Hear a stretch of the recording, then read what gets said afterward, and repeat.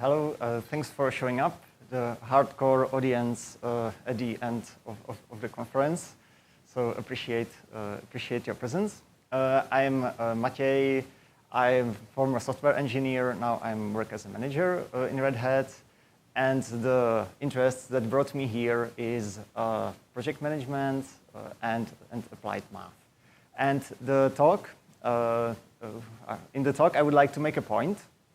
We estimate all the time. We wouldn't be able to even travel to another city without estimating the travel time and things like this. So that's like a low-level skill. And it's very heavily used in software development industry. And people are very often frustrated that teams say that they hope they will be better at estimating. Managers say they hope their teams will get better at estimating, and we hear that quite a lot. Nevertheless, I would like to make the case that estimation is probably not, estimation itself is not a problem. The problem might be rather expectations that we have, interpretation of estimates, and sometimes even like obsession with perfection, meaning sometimes even like engineers who work and estimate, they try to fix retroactively estimates to have like perfect history, and so on. And in order to make the point, I will use a thought experiment, which is sometimes tricky and funny, artificial, but nevertheless that's how to sometimes indicate stuff. And in this experiment, we will use the concept of a supreme being, perfect estimator, who, when looking at an issue or a task to do, knows everything about it, how long it's going to take, and so on. And this perfect estimator will be asked to express the difficulty or the size of a task as a story point number from the Fibonacci sequence. Then it all happens in the world with like automated factories that work in a very predictable way. In iterations, one iteration is 120 hours, which is 5 working days around the clock. And the perfect estimator in this thought experiment is asked to help to those factories to plan like as good as possible. So how it could look like. So consider like an acceptance test for a perfect estimator. Yeah. So the smoke test, the basic functionality. If a factory manufactures only one type of items, squares, 4 sides, 4 hours, very easy. And the perfect estimator is asked to help the factory to estimate how much work it is able to handle. So the perfect estimator knows that it's going to take 4 hours and that every piece is the same. Nobody else knows. Perfect estimator does. And the perfect estimator is required to say the story point number. The Fibonacci sequence, 1, 3, 5, and so on, doesn't contain 4. Nevertheless, let's say that the difficulty to manufacture 1 square is one story point. What happens? So in 120 hours, when the square takes 4 hours, it means that we do 30 squares, meaning 30 story points. So in the second iteration, what we expect? Well, probably we would expect, again, to manufacture 30 story points worth of value, which is probably 30 squares, because 1 square is 1 story point. And that's what happens. So the perfect estimator, in order to pass this trial, the perfect estimator doesn't need to do much, just estimate same things in the same way. Not very mentally challenging, but this is like the first trial. It doesn't matter whether we say that the square is 2 story point difficult, 5 story point difficult, and so on. It doesn't make a difference. But what we need is just to estimate them the same way. So let's try to take a look at another trial for the perfect estimator that will require at least 2 brain cells to solve. When we add a new shape, a hexagon takes 6 hours to complete.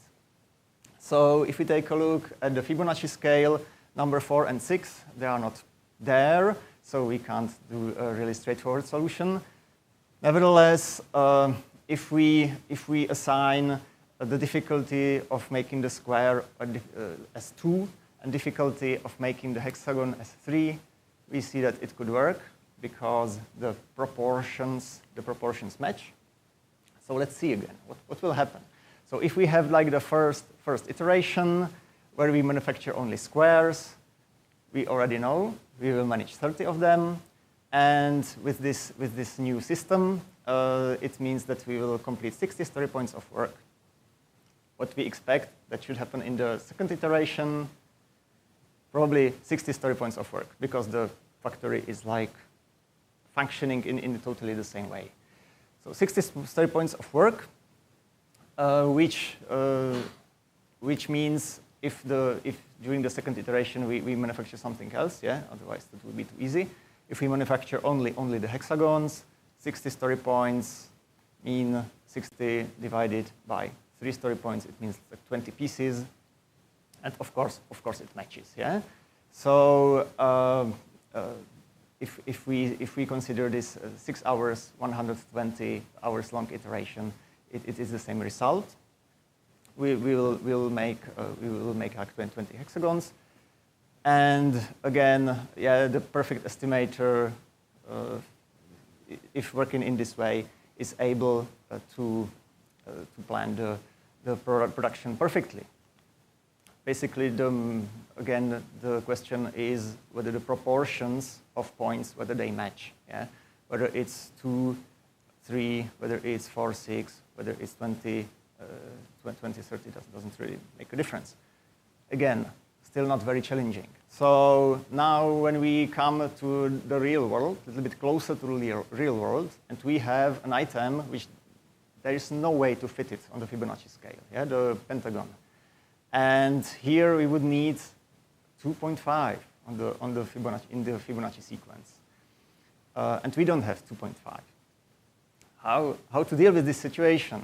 You know, how to 4 story point tasks, for instance. You know, this is the same question. So again, we do what we always do.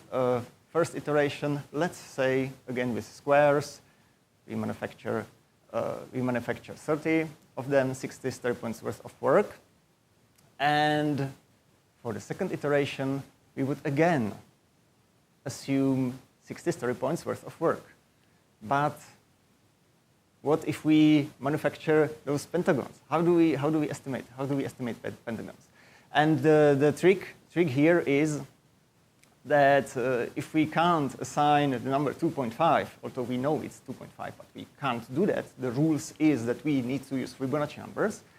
Let's do it out of the box. Let's sometimes say that pentagon is 2 points, and sometimes the pentagon is 3 points. Yeah? Let's estimate each item like independently and with a probabilistic approach, like flipping the coin. If we do that, then we can take a look how the result would unfold statistically. So the average, the expected value would be, again, 60 story points, because when you have like 2 or 3, each with 50% probability, the average is 2.5. But sometimes it will be less, sometimes it will be more. Yeah, we will complete like 24 pentagons. That's given because it takes 5 hours, and we have 120 hours. So what we complete is given, but the story point amount that is complete is not given. Yeah, it is probabilistic, because sometimes we say 2, sometimes we say 3, and with 95% probability, the interval for that is 60 plus minus 7, which means like in this case 20 to 12% like spread. So this is how the perfect estimator deals with things that don't fall on the scale. But there is one weird thing.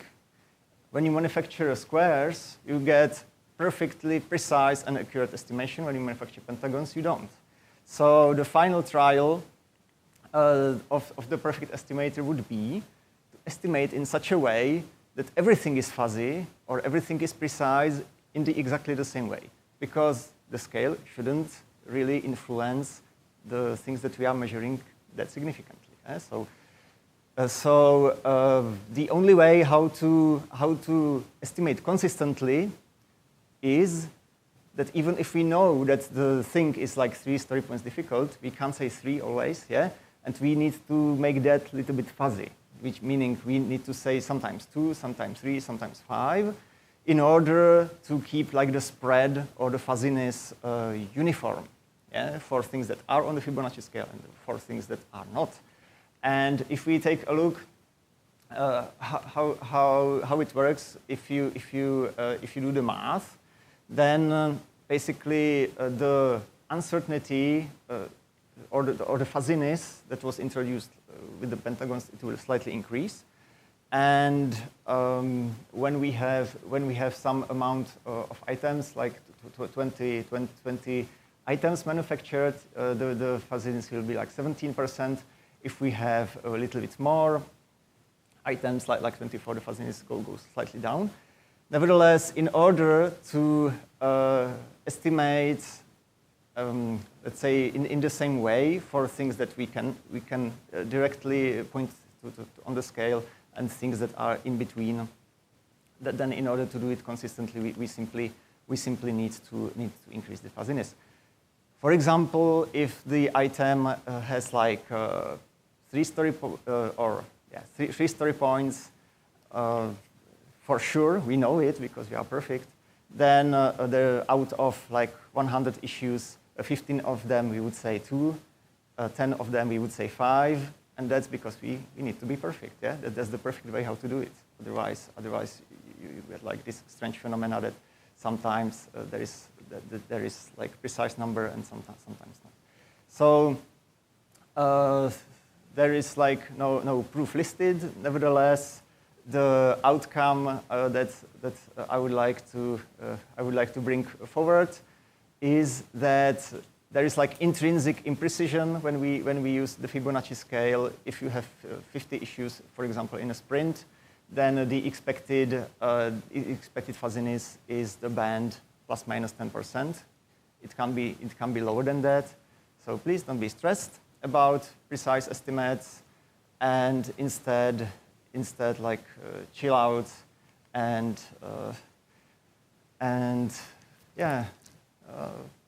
relax, see what you can improve, but not the precision.